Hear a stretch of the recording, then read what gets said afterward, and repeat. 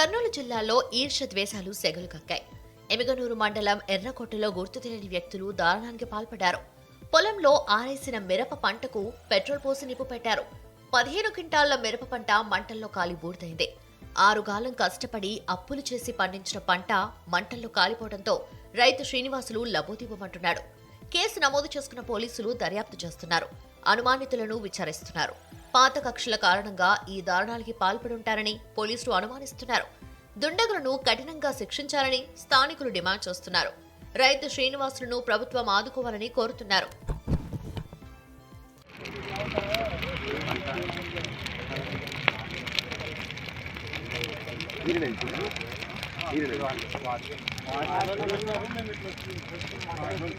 వాడే శేషనే అడుగు.